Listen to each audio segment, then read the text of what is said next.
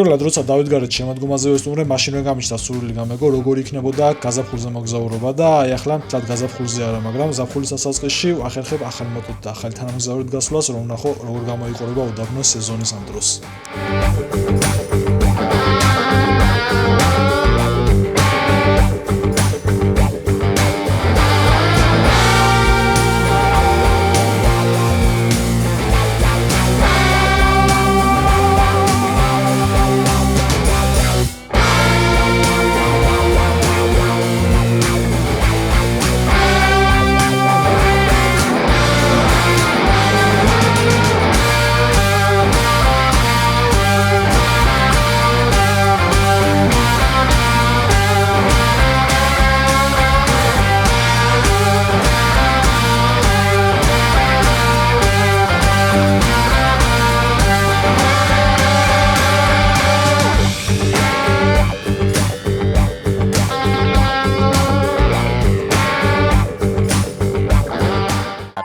Inches later.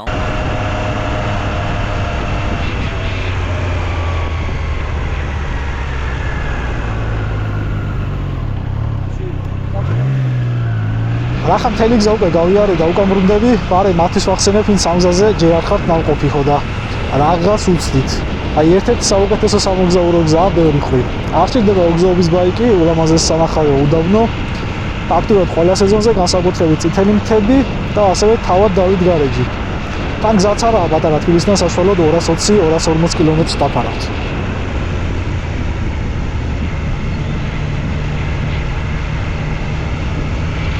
ვისაც გაქვთ ვიდეო ნანახი, როცა აქეთ პირველად წამოვედი, მაშინ ვახსენე, რომ უდაბნოს დასახლება, აი ეს დასახლება რაც ახლა ჩვენ წინა, უკანა გზაზე ჩანს ყველაზე ლამაზად თქო და იგივეს გავიმეორებ ახლაც.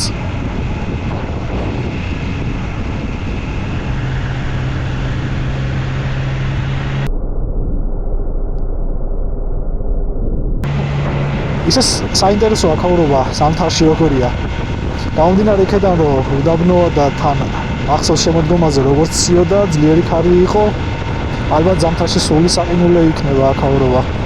თან ამ აღმართების დაძლევა არ იქნება იოლი, თან მეეჭვება ზამთარში ეს გზები წმინდებოდეს, თუმცა დათოვლილი აქაურობა ალბათ ერთ ნახვად მაინც გირს. სეზონზე აქ თავისთავად ბევრი მნახველი დადის და ბევრი შემიშნე მდელოზე, ყვავილების ფონზე ფოტოებს რომ მიღებდა ხო და უნდა შეგახსენოთ, რომ ქვენს ყოფილებზე უფრო შხამიანი გველები ბინადრობენ და მდელოზე თუ გადახვალთ, ყურადღებით იყავით.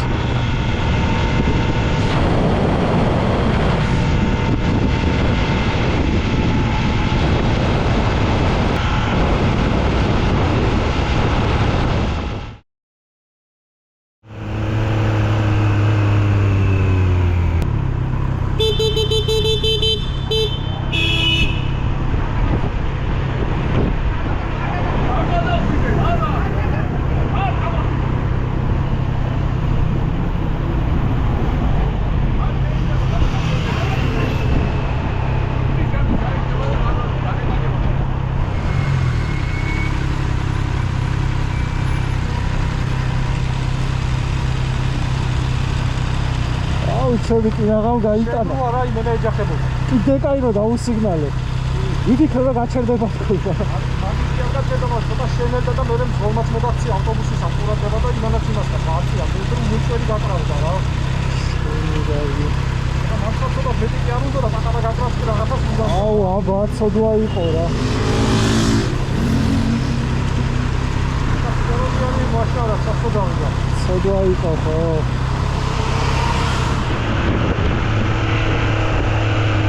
ნაფიცის გავლა შეეზარა, რა, რაღაცაფერად. ხო რა, ყოველთვის მასე არ შევია. ის ადგილი კი გეცოდინება, რა ქვია. სიტი მოლის ადგილი კი გეცოდინება და მან ყოველთვის მანქანები ატრიალეს და ქვეითები გადადიან, რომ იცოდე რა. მოლის მოდელია თავისი. ხო.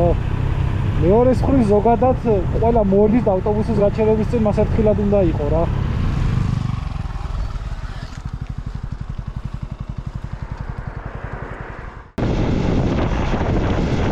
დიდი ხანია მოკლე მანძილებზე სამოგზაურო და აღარ გავსულა და ახლა ჯერ კიდე კარგი სამოგზაურო ამდებია, გადავწყვიტე ორ დღეს დაშპაშის კანიონი მენახა. თან მაგადლის მონახულება ჯერ კიდე მაშინ მიდოდა.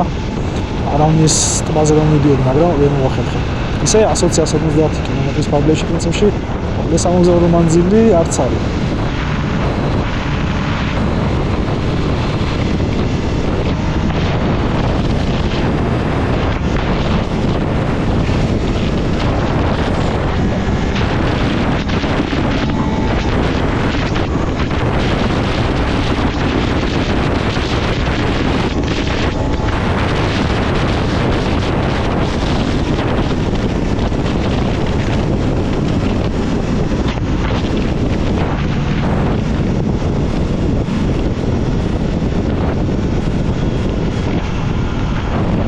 Five minutes later.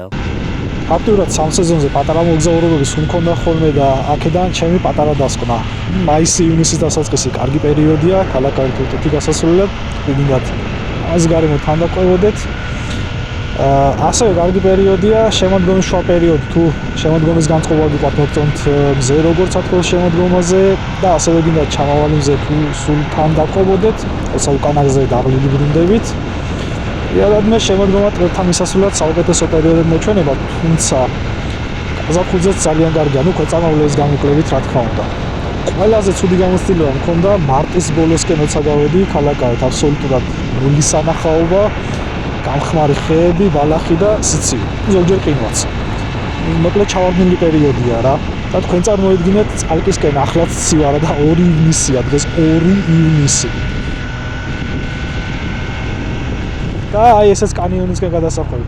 აწოლსაც შევასებ თან უფრო სწორედ ჩაჭერის საფასურს გადავიხდი. 5 minutes later.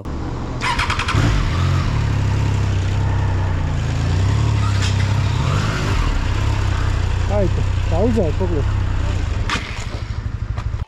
Shame! Shame! Shame!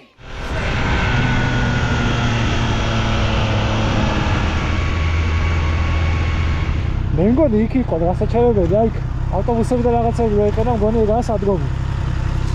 ანუ არის ფასიანად უფასო, აზზე არა ვარ, მაგრამ შევიდეთ და ნახოთ რა. აი, შეიძლება მოიწია. ჰა? შეიძლება მოიწია. ხო, მოიწია, კი.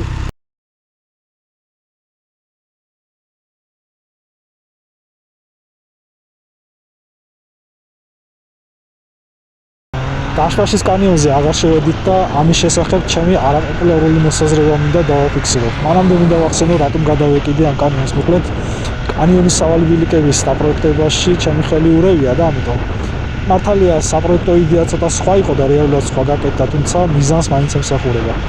ხო, რაც შეეხება არაპოპულარულ მოსაზრებას, ზოგადად არ მიყვარს ტურისტული ადგილები. ბიზნესის თვალსაზრისით ბევრისთვის კარგია, მაგრამ ყოველ ამ შემთხვევაში როცა ფულს იხდი, ჩემთვის ეს ცოტა არაა მისაღები. ამიტომ ზოგადად მირჩევნი არატურისტული ადგილების სანახავად წავიდე ხოლმე. აშპაშის კანიონი არაა დიდი ადგილი და გასაგები რატომ არის შესვლა ფასიანი, თუმცა არა. ძალიან გამიხარდებოდა კანიონის და ჩანჩქერის ნახვა მაინც რომ იყოს უფასო და შუშის ხიდზე გადასვლა. საკანონმდებლო ველოსიპედიც ასევე. იმიტომ რომ ეგენ ისეთი განმარტებია, რომ აუცილებლად ფასიანი უნდა იყოს. როგორც მაგალითად სათაფლიაზეა რა, სადაც ფასიანი არის მღვიმე, რესტორნები, სასტუმრო და ტყე-პარკი უფასო. ყოველ შემთხვევაში დიდი ხნის წინ ასე იყო. მაგრამ კიდევ ერთხელ ვიტყვი, რომ დაშლაში პატარა ადგილია და გასაგებია, რატომაც არის როგორც არის. აშკარად ვერ გავთვალე, რომ აქაურობა გავლით სანახავი ადგილი არ არის. აქაურობის სანახავად ალბათ 1-200-300 ლარის გადადება საჭირო და მე ხელი დღე კანიონზე დარჩენა, აი მაგ შემთხვევაში ღირს შესვლად.